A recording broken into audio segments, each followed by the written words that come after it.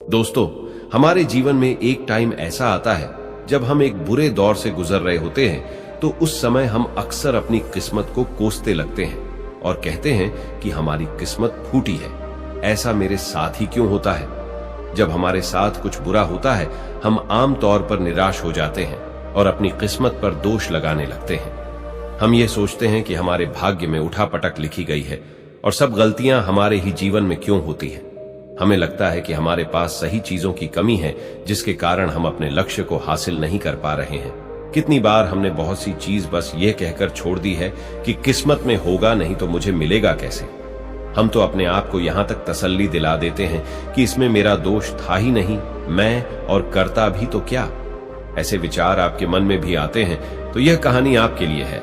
एक समय की बात है, एक व्यक्ति महात्मा बुद्ध के पास जाता है और उनसे कहता है कि हे महात्मन, मैं आपके पास अपनी किस्मत ठीक करवाने आया हूं। मैं बहुत दुखी रहता हूं, मैं जो भी करता हूं वह खराब हो जाता है। मेरी किस्मत मेरा साथ नहीं देती। मैंने सुना है कि आप सभी के समस्याओं का समाधान करते हैं। क्या आप मेरी भी फूटी किस्मत को सुधार सकते हो? महात्मा बुद्ध ने कुछ पल उसकी आंखों में देखा और उससे पूछा, यह फूटी किस्मत तुम्हें कहां दिखाई दी और तुम्हें ऐसा क्यों लगता है कि तुम्हारी किस्मत फूटी हुई है? उस आदमी ने कहा, मैं जो भी करता हूं तो वह हो नहीं पाता, तो मेरी किस्मत फूटी ही तो हुई। किसी वक्त मेरे पास सब कुछ था, सभी प्रकार के सुख और आनंद से मैं भरा हुआ था। फिर मेरे माता पिता गुजर गए, जैसे तैसे करके मैंने खुद की परवरिश की। मैं जिससे सच्चे मन से प्रेम करता था, उस प्रेमिका ने किसी और से विवाह कर लिया। फिर मैंने एक छोटा सा व्यापार शुरू किया, तो जिस मित्र के साथ मैंने वह व्यापार शुरू किया, वह मेरा व्यापार ही हड़प लिया। मुझे किसी ने बताया कि आप सारी समस्याओं का हल निकाल देते हो, क्या आप मेरी भी किस्मत ठीक कर सकते हो? महात्मा बुद्ध ने कहा, लाओ तुम्हारी फूटी किस्मत मुझे दे दो, मैं अभी उसकी मरम्मत कर देता हूं। व्यक्ति ने कहा, मैं किस्मत को कैसे दे सकता हूं, वह तो दिखाई भी नहीं देती। महात्मा बुद्ध ने कहा, जब तुम्हें तुम्हारी किस्मत दिखाई ही नहीं देती तो तुम्हें कैसे पता कि वह खराब हो चुकी है? तब वह व्यक्ति सोच में पड़ गया और आगे कहा, मेरी किस्मत खराब है, तभी तो मेरे साथ सब कुछ गड़बड़ हो जाता है। मेरे सभी बने बनाए कामों पर पानी फिर जाता है। फिर महात्मा बुद्ध बोले, परंतु तुम्हारी किस्मत तो बिल्कुल ठीक है।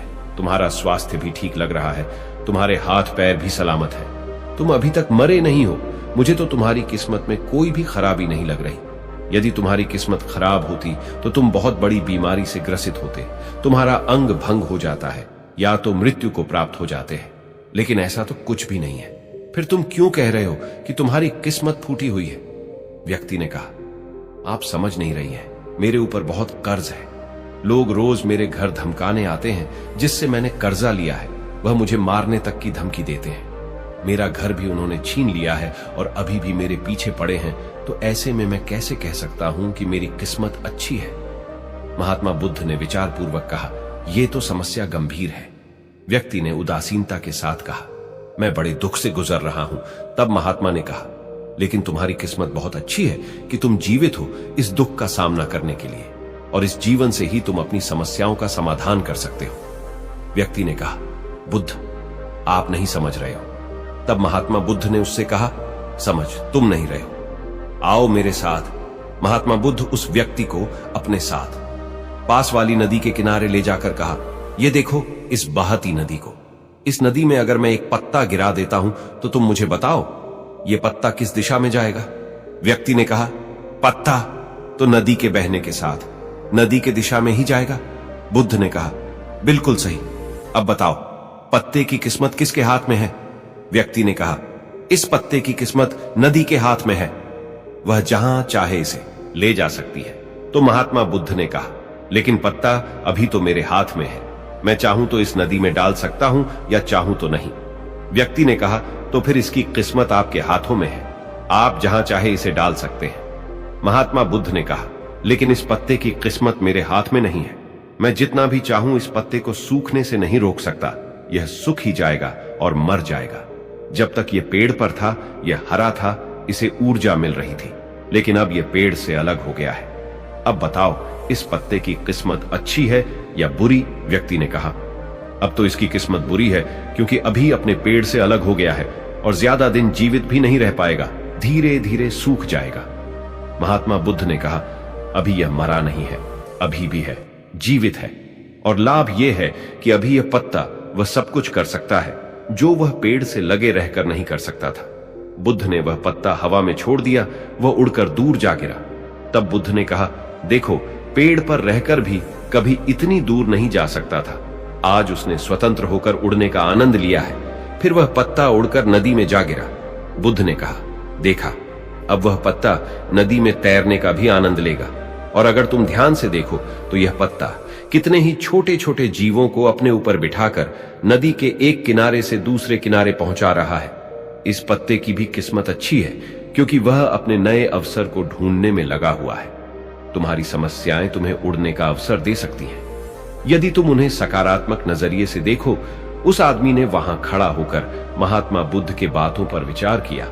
धीरे धीरे उसने पूरी कहानी के पीछे छिपे गहरे अर्थ को समझना शुरू किया। उसने बुद्ध की ओर देखते हुए बोला, आप सही कह रहे हैं। मैं अपने भाग्य पर ध्यान देने में इतना प्रयास कर रहा था कि समस्याओं और मुश्किलों पर ही फोकस करता रहता, जिसके कारण मैं उनमें मौजूद अवसरों को देखने में असमर्थ था। मुझे अब समझ आ गया है कि मेरी फूटी किस्मत बस एक डर और निराशा से उत्पन्न एक धारणा थी। यह कहानी हमें यह सिखाती है कि हमारी किस्मत हमारे हाथ में होती है। हम खुद अपने जीवन की दिशा निर्धारित करते हैं। हमारी समस्याओं का हल भी हमें ही निकालना होता है। चुनौतियों को एक अवसर के रूप में देखकर हम आगे बढ़ सकते हैं और अपनी किस्मत को सुधार सकते हैं। दोस्तों, ऐसी कहानी हमें जीवन जीने का तरीका सिखाती है। अगर आपको यह कहानी पसंद आई तो आप हमारे चैनल को सब्सक्राइब जरूर करें। मिलते हैं किसी नई वीडियो में, तब तक के लिए जय हिंद।